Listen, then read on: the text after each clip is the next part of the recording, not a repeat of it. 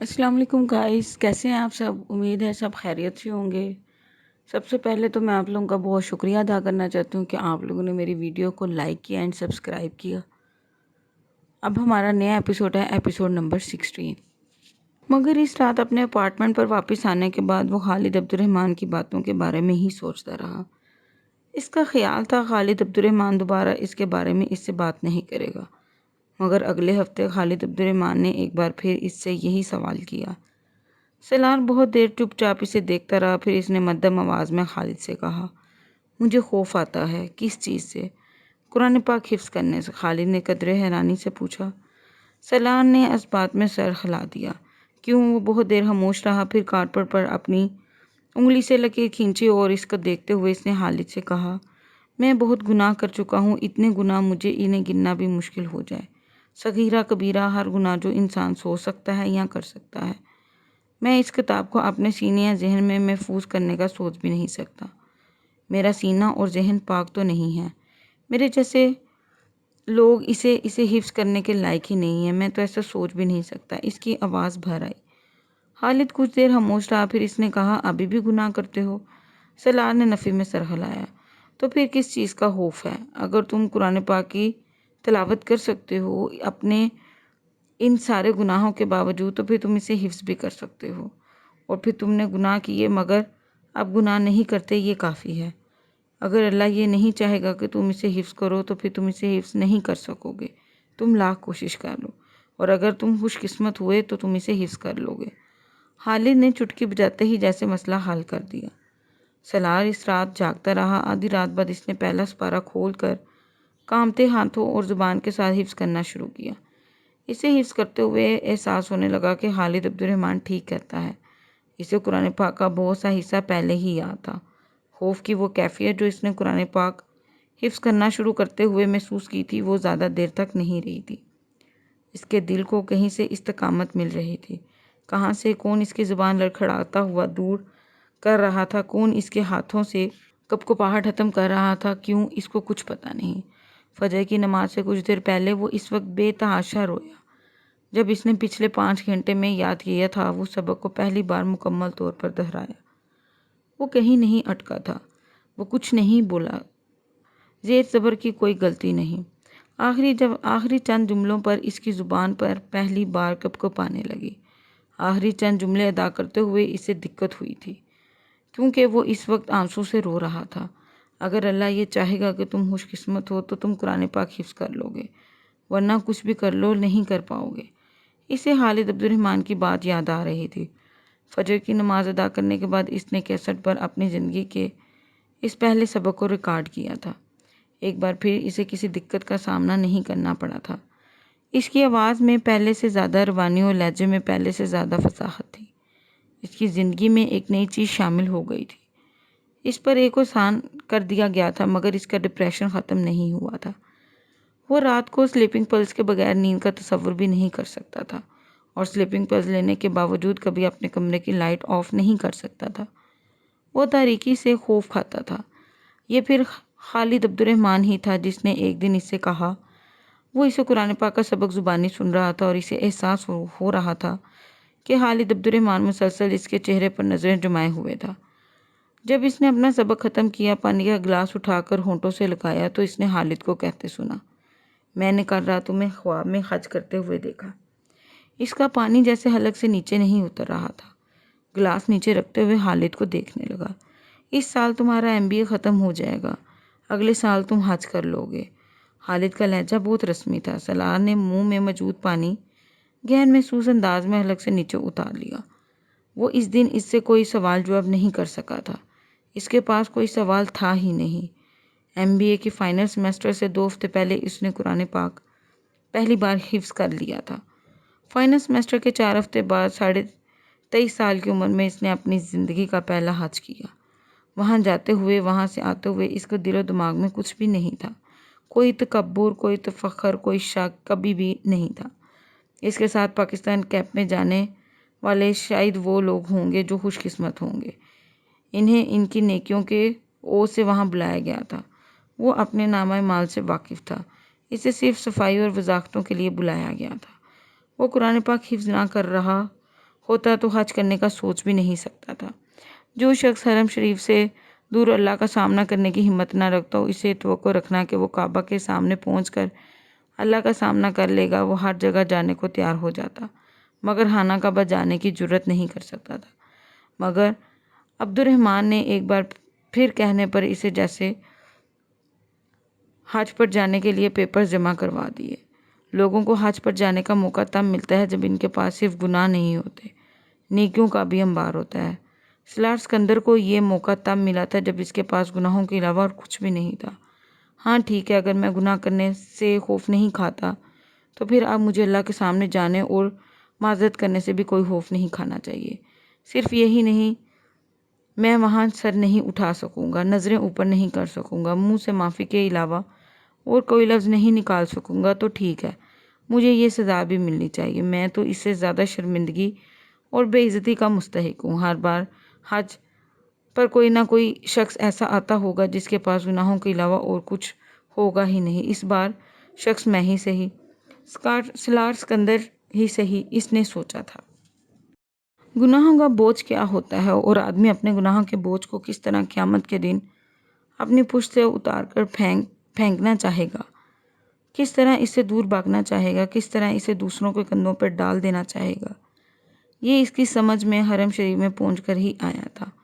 وہاں کھڑے ہو کر اپنے پاس موجود اور آنے والی ساری زندگی کی دولت کی عوض بھی کسی کو وہ گناہ بیچنا چاہتا، کوئی یہ تجارت کرنا چاہتا۔ کاش آدمی کسی مال کی عوض سے اپنے گناہ بیچ سکتا، کسی اجرت کے طور پر وہ دوسروں کی نیکیاں مانگنے کا حق رکھتا۔ لاکھوں لوگوں کے اس ہجوم میں دو سفید چادریں اوڑھے کون جانتا ہے سالار سکندر کون تھا، اس کا آئی کیو لیول کیا تھا، کسے پرواہ تھی، اس کے پاس کون سی اور کہاں کی ڈگری تھی، کسے ہوش تھا، اس نے زندگی کے میدان میں کتنے تعلیمی ریکارڈ توڑے اور بنائے تھے، کسے خبر تھی۔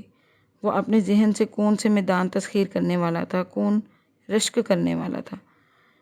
وہ وہاں اس ہجوم میں ٹھوکر کھا کر گرتا، بھاگڑ میں روندا جاتا۔ اس کے اوپر سے گزر جانے والی حلقت میں سے کوئی بھی یہ نہیں سوچتا کہ انہوں نے کیسا دماغ کھو دیا ہے، کس آئی کیو لیول کے نیاب آدمی کو کس طرح ختم کر دیا ہے۔ اس دنیا میں اپنی اوقات، اپنی اہمیت کا پتہ چل گیا تھا۔ اگر کچھ مغالطہ رہ بھی گیا ہے تو وہ اب ختم ہو گیا تھا۔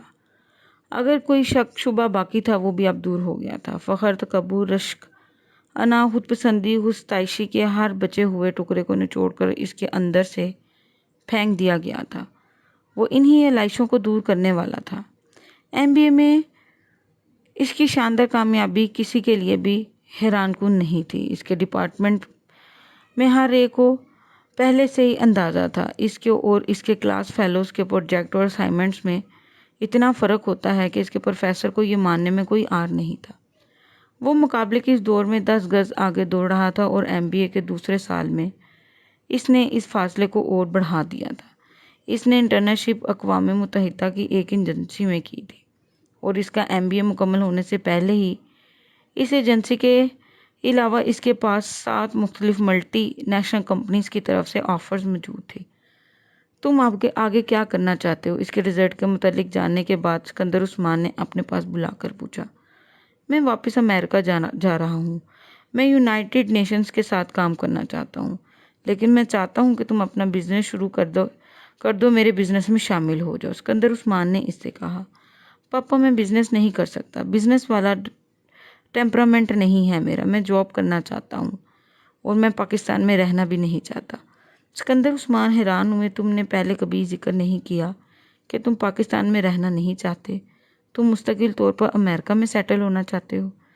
پہلے میں امریکہ میں سیٹل ہونے کے بارے میں نہیں سوچ سکتا، لیکن اب میں وہیں رہنا چاہتا ہوں۔ کیوں؟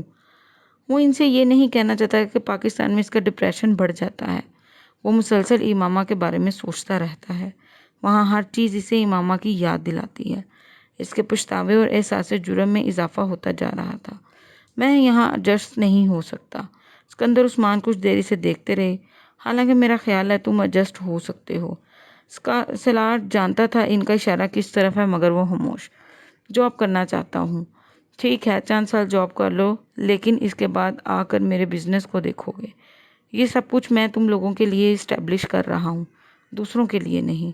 وہ کچھ دیر اسے سمجھاتے رہے۔ سالار خاموشی سے اس کی باتیں سنتا رہا۔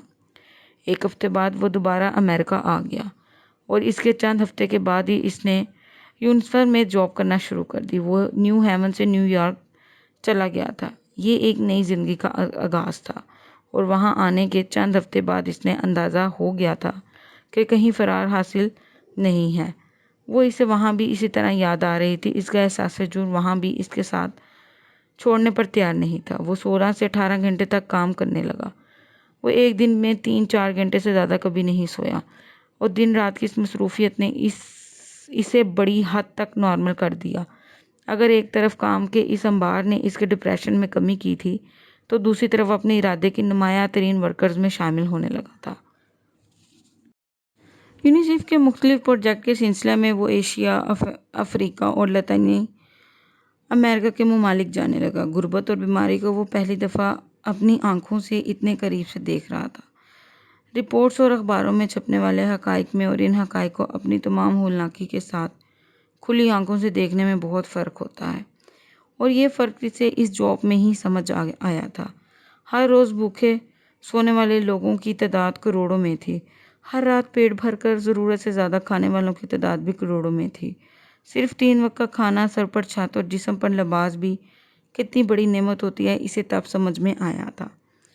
وہ یونیسفر کی ٹیم کے ساتھ چارٹر طیاروں میں سفر کرتے ہوئے اپنی زندگی کے بارے میں سوچتا۔ اس نے زندگی میں ایسے کون سے کارنامے سر انجام دیے تھے کہ اسے وہ پورا شاہی زندگی گزار دی جو وہ گزار رہا ہے۔ وہ ان لوگوں سے کیا گناہ ہوئے جو زندگی کی تمام بنیادی ضروریات سے محروم صرف زندہ رہنے کی خواہش میں خوراک کے ان پیکٹس کے پیچھے بھاگتے پھرتے ہیں۔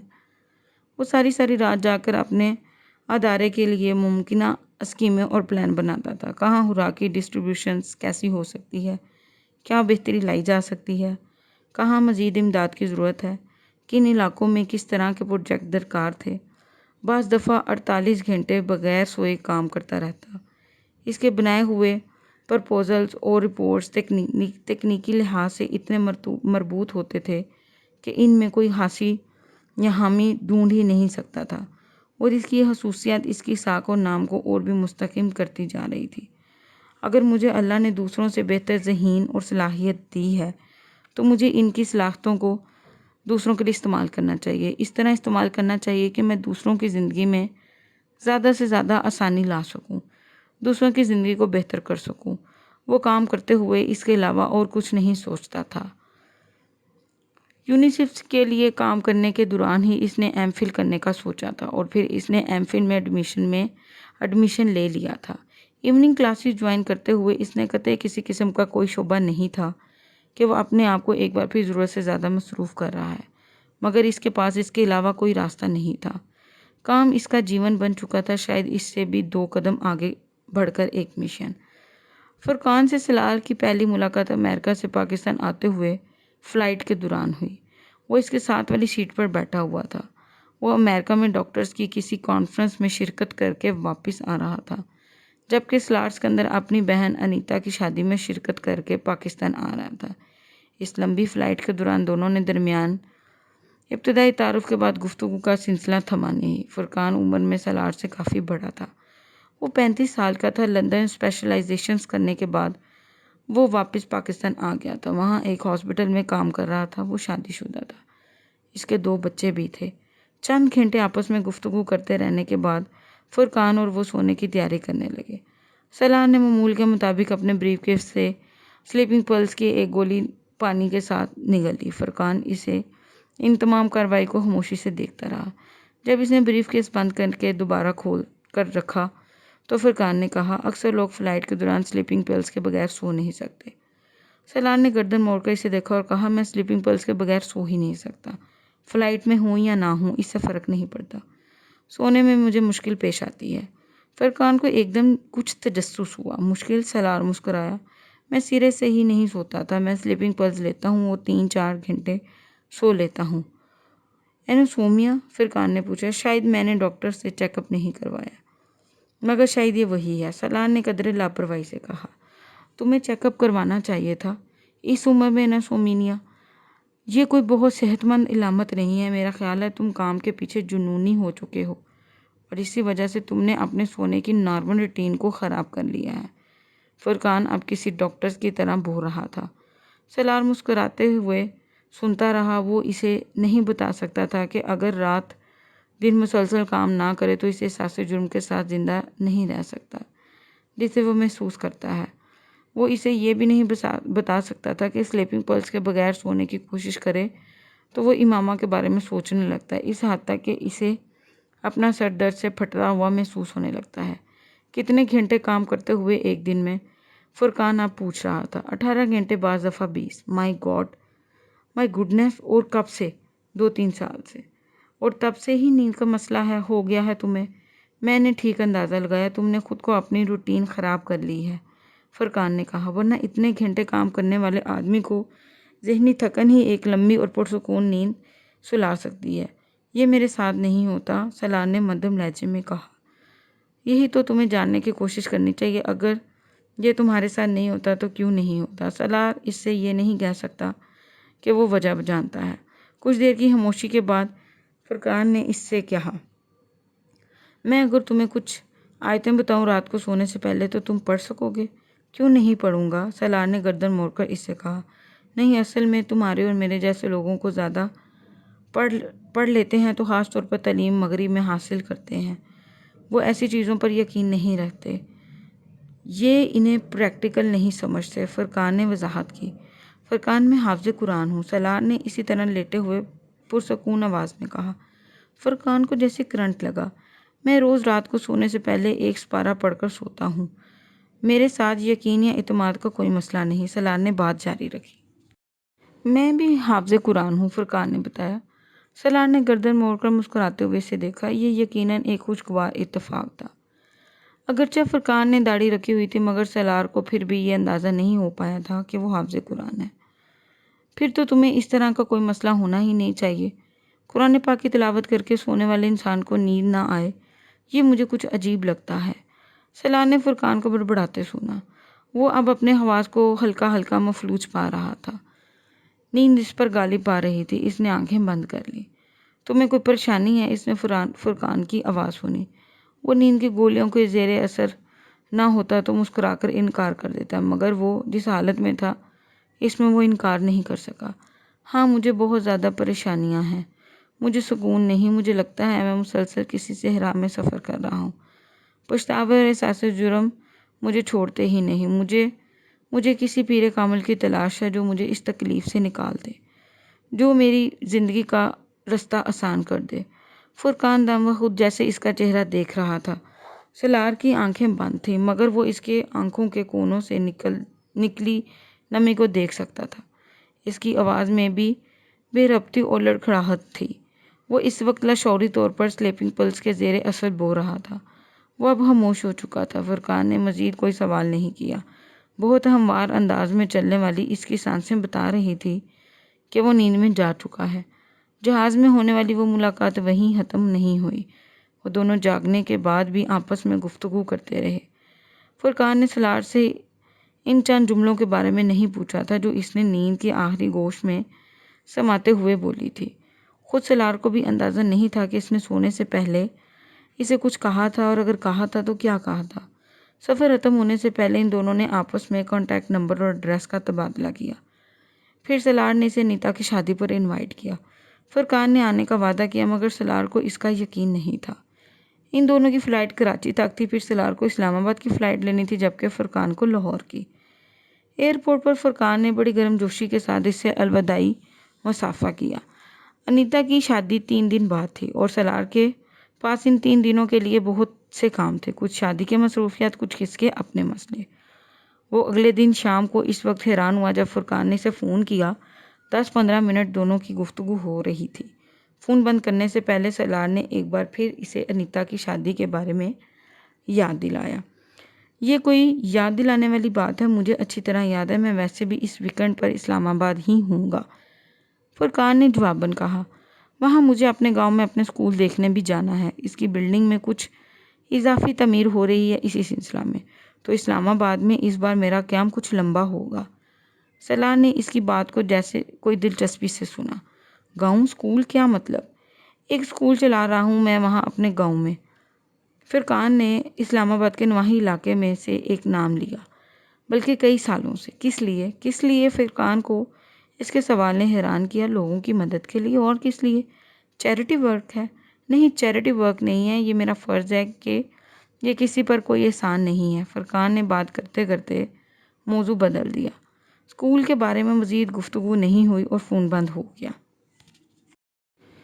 फरकान अनीता की शादी पर वाकई आ गया था। वो हासी देर वहाँ रुका, मगर सलार को महसूस हुआ कि वो कुछ हैरान था। तुम्हारी फैमिली तो हासी मगरिब ज़दा है। सलार को यकदम इसकी उलझन और हैरानी की वजह समझ में आ गई। मेरा ख्याल था कि तुम्हारी फैमिली कुछ कंजक्टिव होगी, क्योंकि तुमने बताया था कि तुम हाफ़िज़ कुरान हो, और तुम्हारा लाइफस्टाइल मुझे कुछ सादा सा लगा, मगर यहाँ आकर मुझे हैरानी हुई। तुम और तुम्हारी फैमिली में बहुत फ़र्क है। I think you are the odd one out. वो अपने आखिरी जुमले पर खुद ही मुस्कुराया है। वो दोनों अब फरकान की गाड़ी के करीब पहुंच चुके थे। मैंने सिर्फ 2 साल पहले कुरान पाक हिफ्ज़ किया था, और 2-3 साल से ही मैं ओड वन आउट हुआ हूँ। पहले मैं अपनी फैमिली से भी ज़्यादा मगरिब ज़दा था, इसने फरकान को बताया। 2 साल पहले कुरान हिफ्ज़ किया है अमेरिका में अपनी स्टडी के दौरान। मुझे यकीन नहीं आ रहा। फरकान ने बेयकीनी से सर हिलाया।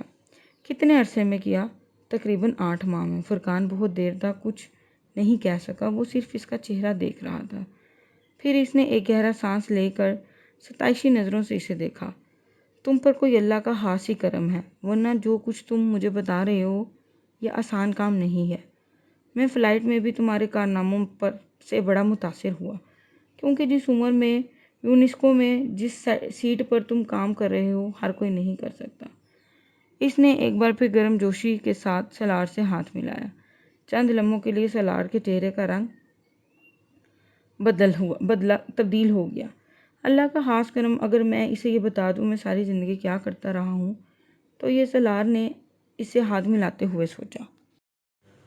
तुम परसों किसी स्कूल की बात कर रहे थे। सलार ने दानिस्ता तौर पर मौजू बदला। तुम इस्लामाबाद में नहीं रहते? नहीं, मैं इस्लामाबाद में ही रहता हूँ, मगर मेरा एक गाँव है, अपाई गाँव। वहाँ हमारी कुछ ज़मीन है, एक घर भी था। फरकान ने इसे तफसील बताने लगा। कई साल पहले मेरे वालिदैन इस्लामाबाद शिफ्ट हो गए थे। मेरे वालिद ने फेडरल सर्विस से रिटायरमेंट के बाद वहाँ अपनी ज़मीनों पर एक स्कूल बना लिया। इस गांव में कोई स्कूल नहीं था। उन्होंने प्राइमरी स्कूल बनवाया था। 7-8 साल में से मैं इसे देख रहा हूँ। अब वो सेकेंडरी स्कूल बन चुका है। 4 साल पहले मैंने वहाँ एक डिस्पेंसरी भी बनवाई। तुम इस डिस्पेंसरी को देखकर हैरान रह जाओगे। बहुत जदीद सामान है इसमें। मेरे एक दोस्त ने एक एम्बुलेंस भी गिफ्ट की, और अब सिर्फ मेरे गांव की ही नहीं बल्कि इर्द गिर्द के बहुत सारे गांव के लोग भी स्कूल और डिस्पेंसरी से फ़ायदा उठा रहे हैं। सलार इसकी बातें तवज्जो से सुन रहा था। मगर तुम ये सब क्यों कर रहे हो? तुम एक सर्जन हो, तुम ये कैसे कर सकते हो? इसके लिए बहुत पैसे की ज़रूरत है।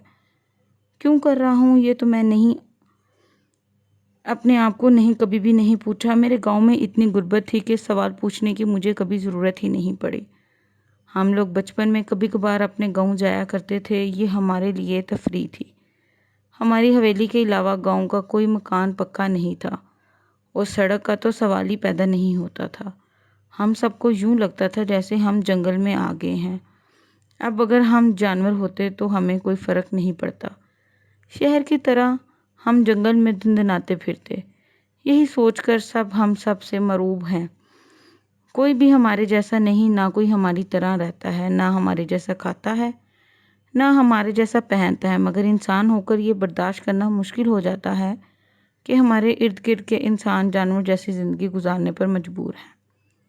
हो सकता है कुछ इंसानों को इससे खुशी महसूस होती हो कि इन्हें हर नेमत मैसर है और बाकी सब तरस रहे हैं, मगर हमारा शुमार ऐसे इंसानों में नहीं होता।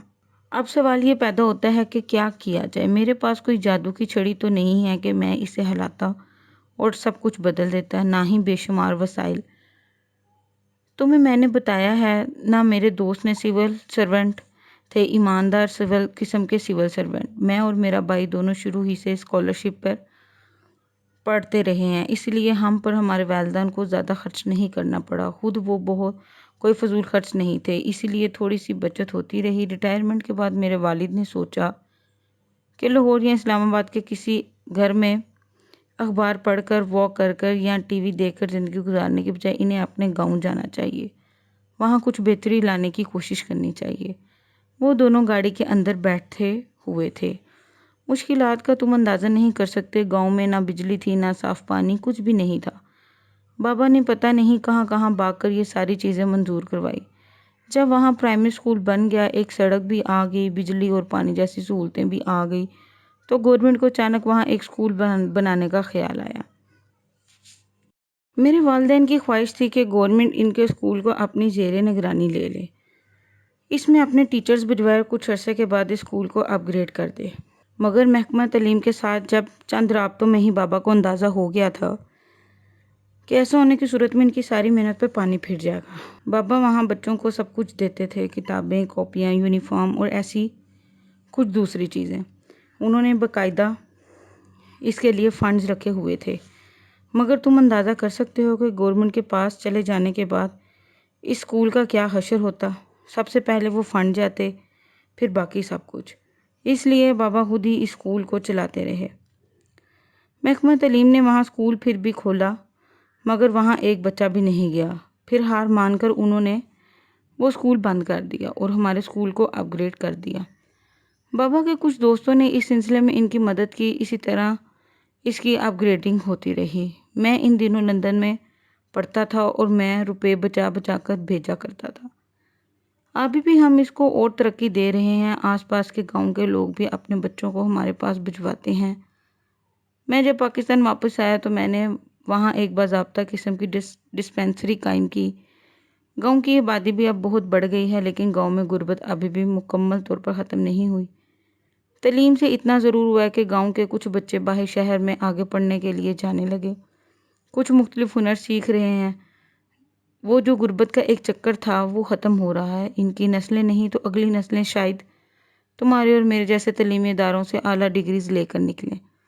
کون کہہ سکتا ہے، وہ مسکراتے ہوئے بولا۔ میں ہر ماہ ایک ویکینڈ پر گاؤں جاتا ہوں، وہاں 2 کمپاؤنڈر ہیں مگر کوئی ڈاکٹر نہیں ہے۔ ایک ویکینڈ پر میں وہاں جاتا ہوں، باقی 3 ویکینڈ پر بھی ہم کسی نہ کسی کو وہاں بھجوا دیتے ہیں۔ پھر میں وہاں ہر 3 ماہ بعد ایک میڈیکل کیمپ لگواتا ہوں، اور اس سب کے لیے روپیہ کہاں سے آتا ہے؟ شروع میں تو یہ بابا کا روپیہ تھا، انہی کی زمین پر اسکول بنا، ان کی گریجویٹی سے اس کی تعمیر ہوئی۔ میری امی نے بھی اپنے پاس موجود رقم ان کی مدد کی۔ پھر بابا کے کچھ دوست بھی مالی امداد کرنے لگے۔ اس کے بعد میں اور مہران بھی اس میں شامل ہو گئے، پھر میرے کچھ دوست بھی۔ میں اپنی انکم کا ایک حصہ ہر ماہ گاؤں بھجواتا ہوں۔ اسے ڈسپینسری بڑے آرام سے چلتی رہتی ہے۔ جو ڈاکٹرز وہاں مہینے کے 3 ویکینڈز پر جاتے ہیں وہ کچھ چارج نہیں کرتے، ان کے لیے یہ سوشل ورک ہے۔ میڈیکل کیمپ بھی اسی طرح کے لگائے جاتے ہیں، اور اسکول کے پاس اب اتنے فکس ڈپارٹمنٹس ہو چکے ہیں کہ ان سے آنے والی رقم ٹیچرز کی تنخواہیں اور دوسرے اخراجات کے لیے کافی ہوتی ہیں۔ ہم چند سالوں میں وہاں ٹیکنیکل ایجوکیشن کے لیے بھی کچھ کام کرنا چاہتے ہیں۔ تم کب جا رہے ہو وہاں؟ میں تو صبح نکل رہا ہوں، اگر میں تمہارے ساتھ جانا چاہوں؟ سلان نے کہا۔ موسٹ ویلکم، مگر کل تو ولیمہ ہوگا، تم یہاں مصروف ہوگے، فرقان نے اسے یاد دلایا۔ ولیمہ تو رات کو ہے، سارا دن تو میں فارغ ہی ہوں گا، کیا رات تک واپس پہنچنا مشکل ہوگا؟ نہیں، بالکل بھی نہیں، تم بہت آسانی سے واپس پہنچ سکتے ہو، صرف صبح کچھ جلدی نکلنا پڑے گا اگر تم واقعی وہاں چند گھنٹے گزارنا چاہتے ہو، ورنہ پھر تم واپس آ کر ہاتھ سے تھک جاؤ گے۔ فرقان نے اس سے کہا۔ میں نہیں تھکوں گا، میں یونیورسٹی کی ٹیم کے ساتھ کیسے علاقوں میں کتنا لمبا سفر کرتا رہا ہوں، تمہیں اس کا اندازہ نہیں ہو سکتا۔ میں فجر کے بعد تیار ہوں گا، تم مجھے بتا دینا۔ 5:30 بجے، اوکے۔ تم گھر سے نکلتے ہوئے مجھے ایک بار موبائل پر کال کر لینا اور 2-3 بار ہارن دینا، میں یہاں آ کر میں نکل آؤں گا۔ اس نے فرقان سے کہا اور پھر خداحافظ کہتا ہوا اندر مڑ گیا۔ اگلی صبح فرقان ٹھیک 5:30 بجے اس کے گیٹ پر ہارن دے رہا تھا اور سلار پہلے ہی ہارن پر باہر تھا۔ تم واپس پاکستان کیوں آ گئے؟ تم انگلینڈ میں بہت آگے جا سکتے تھے۔ گاڑی شہر سے باہر والی سڑک پر بھاگ رہی تھی، انہیں سفر کرتے آدھا گھنٹہ ہو گیا تھا جب سلار سے اچانک اس نے پوچھا۔ انگلینڈ تو میری ضرورت نہیں ہے، پاکستان کو تھی، اس لیے میں پاکستان آ گیا، فرقان نے بڑے نارمل انداز میں کہا۔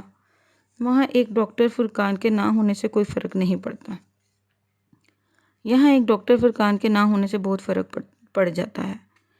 یہاں میری خدمات کی ضرورت ہے، اس نے اپنے آخری جملے پر زور دیتے ہوئے کہا، مگر وہاں اتنے سالوں میں تم بہت آگے جا سکتے تھے، پھر پروفیشنلی بھی تم بہت کچھ سیکھتے، فائنینشلی بھی تم اس پروجیکٹ کے لیے زیادہ روپے حاصل کر سکتے تھے جو تم نے شروع کیا ہوا ہے۔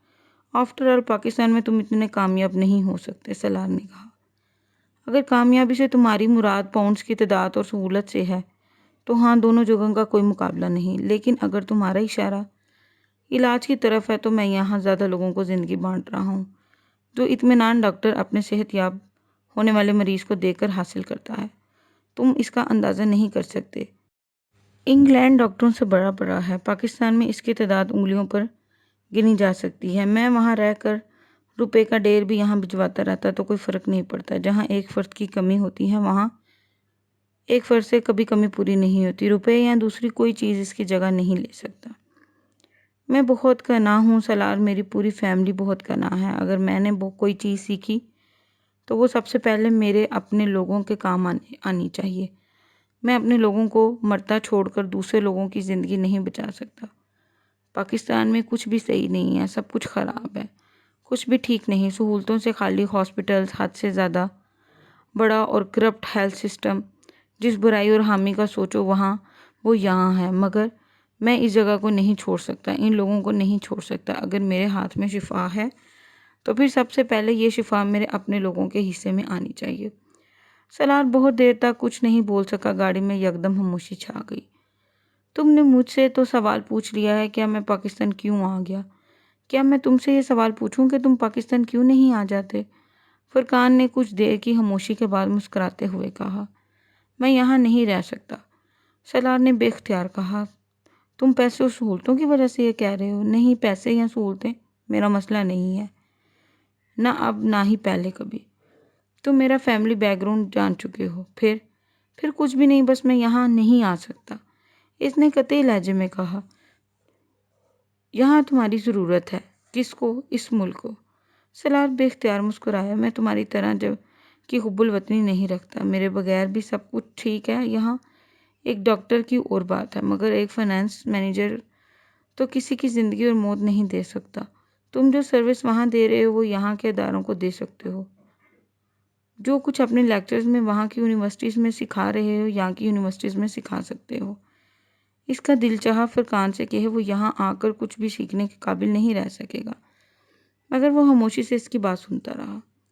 تم نے افریقہ کی غربت، بھوک، بیماری دیکھی، تم یہاں کی غربت، بھوک اور بیماری دیکھو گے تو حیران رہ جاؤ گے۔ یہاں صورتحال ان ملکوں کی طرح خراب نہیں ہے فرقان، یہاں اتنی پسماندگی نہیں ہے۔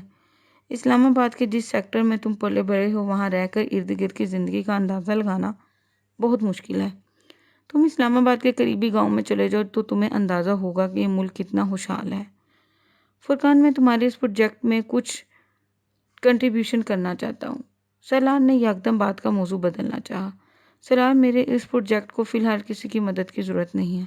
تم اگر ایسا کوئی کام کرنا چاہتے ہو تو تم خود ایسے ہی کسی گاؤں میں اس طرح کا کام شروع کرو۔ تمہارے پاس فنڈز کی کمی نہیں ہوگی۔ میرے پاس وقت نہیں ہے، میں امریکہ میں بیٹھ کر یہ سب کچھ نہیں چلا سکتا۔ تم اگر یہ چاہتے ہو کہ کسی دوسرے گاؤں میں بھی اسکول قائم کیا جائے تو میں اسے سپورٹ کرنے کو تیار ہوں۔ میرے لیے ذاتی طور پر وقت دینا مشکل ہے۔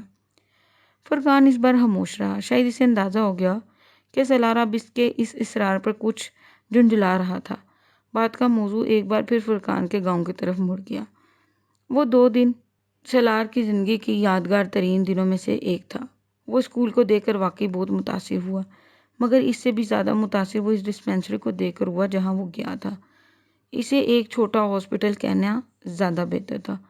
ڈاکٹر کے نہ ہونے کے باوجود بڑے منظم طریقے سے چلا رہا تھا۔ اس دن فرقان کی آمد متوقع تھی اور اس کے انتظار میں مریضوں کی ایک بڑی تعداد بھی موجود تھی۔ فرقان آتے ہی مصروف ہو گیا۔ ہاسپٹل کا احاطہ مریضوں سے بھرا ہوا تھا۔ وہاں ہر عمر، ہر طرح کے مریض تھے، بچے، عورتیں، بوڑھے، جوان۔ سلار احاطے میں لاشعوری طور پر چہل قدمی کرتا رہا۔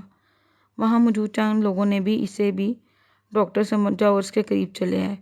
سلار ان سے بات چیت کرنے لگا۔ زندگی میں پہلی بار وہ کینسر کے ایک اسپیشلسٹ کو ایک فزیشین کے طور پر چیک اپ کرتے اور نسخے لکھتے ہوئے دیکھ رہا تھا۔ اس نے اعتراف کیا، اس نے زندگی میں فرقان سے اچھا ڈاکٹر کبھی نہیں دیکھا تھا۔ وہ بے حد پروفیشنل اور بے حد نرم مزاج تھا۔ اس تمام عمل میں اس کے چہرے کی مسکراہٹ ایک لمحہ کے لیے بھی غائب نہیں ہوئی تھی۔ سلار کو یوں لگ رہا تھا جیسے اس نے اپنے ہونٹوں پر مسکراہٹ کو کسی چیز کے ساتھ چپکایا ہوا تھا۔ کچھ وقت گزرنے کے بعد اس نے سلار کو ایک آدمی کے ساتھ اسکول بھجوا دیا۔ وہ وہاں اس کے والدین سے ملا۔ وہ اس کی آمدنی سے پہلے باخبر تھے۔ یقیناً فرقان نے اس کو فون پر بتا دیا تھا کہ اس کے ساتھ اسکول میں پڑھتا رہا ہے۔ اسکول کی عمارت اس کی توقعات کے برعکس بہت وسیع اور بہت اچھی بنی ہوئی تھی۔ اسے وہاں موجود بچوں کی تعداد دیکھ کر بھی حیرت ہو رہی تھی۔ وہاں کچھ گھنٹے رکنے کے بعد وہ ان دونوں کے ساتھ ان کی حویلی میں آ گیا۔ حویلی کے بیرونی دروازے سے اندر داخل ہوتے ہی بے اختیار اس کا دل خوش ہوا۔ اسے اس گاؤں میں اس قسم کے شاندار لان کی توقع نہیں تھی۔ وہاں پودوں کی بھرمار تھی مگر بے ترتیبی نہیں تھی۔ بہت شاندار لان تھا۔ وہ تعریف کیے بغیر رہ نہیں سکا تھا۔ یہ شکیل صاحب کا شوق ہے، فرقان کی امی نے کہا۔ میرا اور نوشین کا، فرقان کے والد نے اضافہ کیا۔ نوشین، سلار نے سوالیہ انداز میں کہا۔ فرقان کی بیوی، یہ آرٹسٹ ہے، انہوں نے مسکراتے ہوئے کہا۔ فرقان نے مجھے بتایا تھا کہ اس کی فیملی لاہور میں ہوتی ہے۔ سلار کو یاد تھا، ہاں وہ لوگ لاہور میں ہی ہوتے ہیں، مگر فرقان مہینے میں ایک ویکینڈ یہاں گزارتا ہے، پھر وہ اپنی فیملی بھی یہیں لاتا ہے۔ یہ سلائڈ اس کے بچوں کے لیے لگوائی ہیں۔ نوشین بھی ڈاکٹر ہے۔ ابھی بچے چھوٹے ہیں اس لیے پریکٹس نہیں کرتے، مگر جب یہاں آتی ہے تو فرقان کے ساتھ ڈسپینسری جاتی ہے۔ اس بار وہ اپنے بھائی کی شادی میں مصروف تھی، اس لیے فرقان کے ساتھ نہیں آ سکی۔ وہ ادھر ادھر نظریں دوڑتا رہا اور اس کی باتیں سنتا رہا۔ وہ ان کے ساتھ لنچ کرنے کے لیے گھر پر آیا تھا اور اس کا خیال تھا کہ کچھ دیر تک فرقان بھی آ جائے گا، مگر جب کھانا لگنا شروع ہوا تو اس نے فرقان کے بارے میں پوچھا۔ وہ دوپہر کا کھانا یہاں نہیں کھاتا، صرف ایک سینڈوچ اور چائے کا کپ لیتا ہے۔ اس میں بھی 5 منٹ سے زیادہ نہیں لگتے۔ اس کے پاس مریض اتنے ہوتے ہیں کہ وہ شام تک بالکل فارغ نہیں ہوتا، کھانا وانا بالکل بھول جاتا ہے، فرقان کی امی نے اس سے کہا۔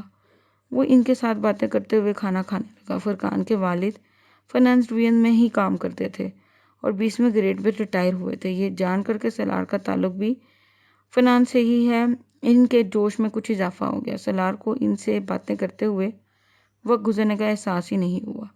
سلار نے ان سے اس اسکول کے حوالے سے بات کی۔ اسکول کے لیے ہمیں فی الحال کسی چیز کی ضرورت نہیں، ہمارے پاس ہاتھ سے فنڈز ہیں۔ فرقان کا ایک دوست ایک نیا بلاگ بھی بنوا رہا تھا، بلکہ بن ہی چکا تھا، تم نے تو دیکھا ہی نہیں۔ ہاں، تم اگر کچھ کرنا چاہتے ہو تو ڈسپینسری کے لیے کرو۔ ہمیں ایک مستقل ڈاکٹر کی ضرورت ہے اور ہم اس کے لیے ہیلتھ منسٹری میں بہت دفعہ درخواست دے چکے ہیں۔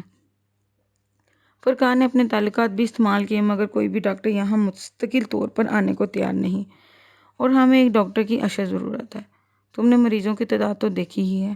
ایک قریبی گاؤں میں ایک ڈسپینسری اور ڈاکٹر ہیں، مگر ڈاکٹر مستقل چھٹی پر ہیں اور اگلا ڈاکٹر بھی آنے سے پہلے ہی چھٹی پر چلا جاتا ہے۔ میں اس سلسلے میں جو کچھ کر سکوں گا ضرور کروں گا، لیکن میں چاہتا ہوں کہ اسکول کے لیے بھی کچھ کروں۔ میں واپس جانے کے بعد کوشش کروں گا کہ آپ کو یونیسکو کی طرف سے کسی NGO کے ذریعے ہر سال کچھ گرانٹ بھی مل جائے، لیکن ہمیں اس کی ضرورت نہیں ہے۔ یہ سب کچھ جو تم نے دیکھا ہے یہ سب ہم لوگوں نے خود کیا ہے، ہماری فیملی نے، رشتہ داروں نے، فیملی فرینڈز نے، میرے واقف کار نے، میرے بچوں کے دوستوں نے۔ ہمیں کبھی کسی حکومتی یا بین الاقوامی ایجنسی کی گرانٹ کی ضرورت ہی نہیں پڑی۔ کب تک یونیسکو کے آ کر ہمارے لوگوں کی بھوک، جہالت، بیماری ختم کرے گی؟ جو کام ہم اپنے وسائل سے کر سکتے ہیں وہ ہمیں اپنے وسائل سے ہی کرنے چاہیے۔ میں ضرور یہ چاہتا تھا کہ اس پروجیکٹ کو اور بڑھائیں۔ سلار بے اختیار بولتے ہوئے لڑکھڑایا۔ یہ بہت بڑھ جائے گا۔ تم 20 سال بعد یہاں آ کر دیکھو گے تو یہ گاؤں تمہیں ایک مختلف گاؤں ملے گا۔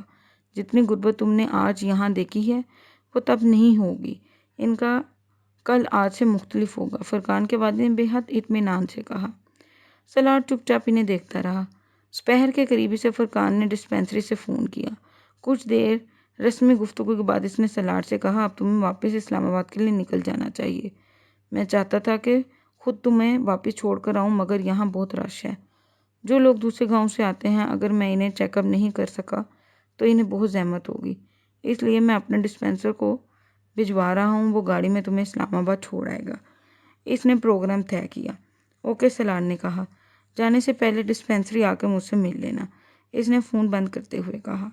سلار نے ایک بار پھر فرقان کے والد کے ساتھ چائے پی۔ گاڑی تب تک وہاں آ چکی تھی۔ پھر وہ وہاں سے گاڑی میں فرقان کے پاس چلا گیا۔ صبح والی بھیڑ اب کم ہو چکی تھی۔ وہاں اب صرف 25-30 کے قریب لوگ تھے۔ فرقان ایک بوڑھے آدمی کا معائنہ کر رہا تھا۔ سلار کو دیکھ کر مسکرایا۔ میں 2 منٹ میں انہیں چھوڑ کر آتا ہوں، اس نے مریض سے کہا اور پھر اٹھ کر کھڑا ہو گیا۔ سلار کے ساتھ چلتا ہوا وہ باہر گاڑی تک آیا۔ تم کب تک پاکستان ہو؟ اس نے سلار سے پوچھا۔ 1.5 ہفتہ۔ پھر تو دوبارہ ملاقات نہیں ہو سکے گی تم سے، کیونکہ اب اگلے ہی ماہ اسلام آباد اور یہاں آؤں گا، لیکن میں تمہیں فون کروں گا تو تمہاری فلائٹ کب ہے؟ سلار نے اس کے سوال کو نظر انداز کیا۔ ملاقات کیوں نہیں ہو سکتی؟ میں لاہور آ سکتا ہوں اگر تم انوائٹ کرو۔ فرقان کچھ حیران انداز میں مسکرایا۔ سلار اس سے ہاتھ ملاتے ہوئے گاڑی میں بیٹھ گیا۔ سلار نہیں جانتا تھا اسے کون سی چیز اس طرح اچانک فرقان کے اتنے قریب لے آئی تھی۔ وہ یہ بھی نہیں جانتا تھا کہ فرقان کو کیوں اتنا پسند کر رہا ہے۔ وہ اس کی وجہ سمجھنے سے قاصر تھا۔ فرقان کے ساتھ اس کا گاؤں دیکھنے کے بعد 4 دن بعد وہ لاہور گیا۔ وہ وہاں 1 دن کے لیے گیا تھا اور اس نے فرقان کو فون پر اس کی اطلاع دی۔ فرقان نے اسے ایئرپورٹ پر پک کرنے اور اپنے ساتھ رہنے کی آفر کی، مگر اس نے انکار کر دیا۔ وہ فرقان سے طے شدہ پروگرام کے مطابق 4 بجے کے قریب اس کے گھر پہنچا۔ وہ ایک اچھے علاقے میں ایک عمارت کے گراؤنڈ فلور کے ایک فلیٹ میں رہتا تھا۔ دروازے کے ساتھ موجود بیل دبا کر وہ خاموشی سے کھڑا ہو گیا۔ اندر سے یکدم کسی بچے کے بھاگنے کی آواز آئی۔ ایک 4-5 سال کی بچی دور چین کی وجہ سے دروازے میں آنے والی جھڑی سے اس کو دیکھ رہی تھی۔ آپ کو کس سے ملنا ہے؟ سلار اسے دیکھ کر دوستانہ انداز میں مسکرایا، مگر اس بچی کے چہرے پر کوئی مسکراہٹ نہیں آئی۔ وہ بڑی سنجیدگی سے سلار سے پوچھ رہی تھی، بیٹا مجھے آپ کے پپا سے ملنا ہے۔ اس بچی اور فرقان کے چہرے میں اتنی مماثلت تھی کہ اس کے لیے اندازہ لگانا مشکل ہو رہا تھا نہیں تھا کہ وہ فرقان کی بیٹی ہے۔ پاپا اس وقت کسی سے نہیں ملتے، اسے بڑے سنجیدگی سے اطلاع دی گئی۔ مجھ سے مل لیں گے؟ سلار کے قدرے محظوظ ہوتے ہوئے کہا۔ آپ سے کیوں مل لیں گے؟ فوراً جواب آیا۔ کیونکہ میں ان کا دوست ہوں، آپ انہیں جا کر بتائیں گی کہ سلار انکل آئے ہیں تو وہ مجھ سے مل لیں گے۔ سلار نے نرمی سے مسکراتے ہوئے کہا۔ وہ اس کی مسکراہٹ سے متاثر نہیں ہوئی۔ لیکن آپ میرے انکل تو نہیں ہیں؟ سلار کو بے اختیار ہنسی آئی۔ آپ نہ ہنسے، وہ بے اختیار بگڑے۔ سلار پنجوں کے بل سے اس کے مقابل بیٹھ گیا۔ اچھا میں نہیں ہنستا، اس نے چہرے کی مسکراہٹ کو چھپایا۔ آپ اس فراق میں بہت اچھی لگ رہی ہیں۔ وہ اب کچھ قریب سے اس کا جائزہ لیتے ہوئے بولا۔ اس کی تعریف نے دروازے کی جوری میں سے جھانکتے ہوئی محترمہ کے تاثرات اور موڈ میں کوئی تبدیلی نہیں ہے، لیکن آپ مجھے اچھے نہیں لگے۔ اس کے جملے سے زیادہ اس کے تاثرات نے سلار کو محظوظ کیا۔ وہ اب کچھ دور سے فلیٹ کے اندر کسی کے قدموں کی آواز سن رہا تھا۔ کوئی دروازے کی طرف آ رہا تھا۔ میں کیوں اچھا نہیں لگا؟ اس نے مسکراتے ہوئے اطمینان سے پوچھا۔ بس نہیں لگے اچھے؟ اس نے ناگواری سے گردن کو جھٹکا۔ نام کیا ہے آپ کا؟ وہ کچھ دیر اسے دیکھتی رہی، پھر اس نے کہا امامہ۔ سلار کے چہرے کی مسکراہٹ غائب ہو گئی۔ اس نے دروازے کی جھری میں سے ہی امامہ کے عقب میں فرقان کو دیکھا۔ وہ امامہ کو اٹھاتے ہوئے دروازہ کھول رہا تھا۔ سلار کھڑا ہو گیا۔ فرقان نہا کر نکلا تھا۔ اس کے بال گیلے اور بے ترتیب تھے۔ سلار نے مسکرانے کی کوشش کی، وہ فوری طور پر کامیاب نہیں ہو سکا۔ فرقان نے اسے ہاتھ ملایا۔ میں تمہارا ہی انتظار کر رہا تھا، اور اس کے ساتھ اندر جاتے ہوئے بولا۔ وہ دونوں اب ڈرائنگ روم میں داخل ہو رہے تھے۔ امامہ فرقان کی گود میں چڑھی ہوئی تھی اور اسے مسلسل کان میں کچھ بتانے کی کوشش کر رہی تھی، جسے فرقان مسلسل نظر انداز کر رہا تھا۔ انکل سلار سے ملی ہیں آپ؟ فرقان نے سلار کو بیٹھنے کا اشارہ کرتے ہوئے امامہ سے پوچھا۔ وہ اب خود ہی صوفے پر بیٹھ رہا تھا۔ یہ مجھے اچھے نہیں لگتے، اس نے باپ تک اپنی ناپسندیدگی پہنچائی۔ بہت بری بات ہے امامہ، ایسے نہیں کہتے، فرقان نے سرزنش کرتے ہوئے انداز میں کہا۔ آپ انکل کے پاس جائیں اور ان سے ہاتھ ملائیں۔ اس نے ماما کو نیچے اتار دیا۔ وہ سلار کی طرف جانے کے بجائے یکدم بھاگتے ہوئے باہر چلے گئے۔ حیرانی کی بات ہے کہ اسے تم اچھے نہیں لگے، ورنہ اس کو میرا ہر دوست اچھا لگتا ہے۔ آج اس کا موڈ بھی کچھ آف تھا۔ فرقان نے مسکراتے ہوئے وضاحت کی۔ یہ نام کا اثر ہے، مجھے حیرانی ہوتی ہے اگر اسے میں اچھا لگتا، سلار نے سوچا۔ چائے پیتے ہوئے وہ دونوں آپس میں باتیں کرتے رہے اور باتوں کے دراز سلان نے سے کہا 1-2 ہفتے تک تم لوگوں کی ڈسپینسری میں ڈاکٹر آ جائے گا۔ اس نے سرسری انداز میں کہا یہ تو بہت اچھی خبر ہے۔ فرقان یکدم خوش ہوا اور اس بار وہ ڈاکٹر وہاں رہے گا نہ، اگر نہ رہا تو مجھے بتانا۔ میری سمجھ میں نہیں آتا میں تمہارا شکریہ ادا کیسے کروں۔ ڈسپینسری میں ایک ڈاکٹر کی دستیابی سب سے بڑا مسئلہ ہے، اس کی ضرورت نہیں ہے۔ وہ رکا۔ وہاں جانے سے پہلے مجھے توقع نہیں تھی کہ تم اور تمہاری فیملی اس کام کو اس اسکیل پر اتنے آرگنائز طریقے سے چلا رہے ہو۔ میں تم لوگوں کے کام سے در حقیقت بہت متاثر ہوا ہوں اور میری آفر بھی وہی ہے۔ میں اس پروجیکٹ کے سلسلے میں تمہاری مدد کرنا چاہوں گا، اس نے سنجیدگی سے فرقان سے کہا۔ سلان میں تم سے پہلے ہی کہہ چکا ہوں، میں چاہوں گا تم اس طرح کا کوئی پروجیکٹ وہاں کسی دوسرے گاؤں میں شروع کرو۔ تمہارے پاس مجھ سے زیادہ ذرائع ہیں، تم مجھ سے زیادہ اچھے طریقے سے یہ پروجیکٹ چلا سکتے ہو۔ میں نے تم سے پہلے بھی کہا تھا میرا مسئلہ وقت ہے، میں تمہارے جتنا تم وقت دیتے ہو میں اتنا وقت نہیں دے سکتا اور پھر میں پاکستان میں بھی رہ نہیں سکتا۔ تمہاری طرح میری فیملی ممبرز بھی اسی معاملے میں میری مدد نہیں کر سکتے۔ سلان نے اسے اپنا مسئلہ بتایا۔ چلو اس پر بھی بعد میں بات کرتے ہیں، ابھی تو تم چائے پیو، پھر میں تمہیں اپنے ساتھ لے کر جاؤں گا۔ فرقان نے موضوع بدلتے ہوئے کہا۔ کہاں؟ یہ تو میں تمہیں رستے میں ہی بتاؤں گا۔ وہ عجیب سے انداز میں مسکرایا۔ اوکے گائز، اب آپ سے ملاقات ہوگی انشاءاللہ تعالی نئے ایپیسوڈ کے ساتھ۔ اپنا بہت خیال رکھیے گا۔ اللہ حافظ۔